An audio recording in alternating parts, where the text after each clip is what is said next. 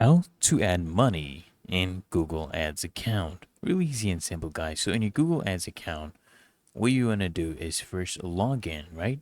And then you want to go ahead and click on the billing icon. Okay.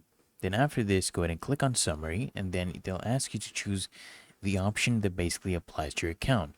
So if you are an account that is on manual payments, you need to click add funds to basically make a payment and add funds to your account to add money, right?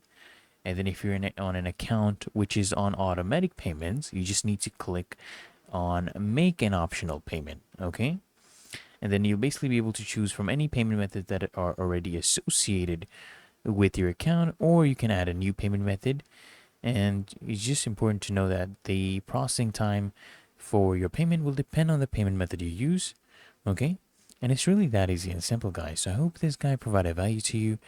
And if it did, consider smashing that like button as well as subscribing to frequently asked questions. And I'll see you guys in the next one.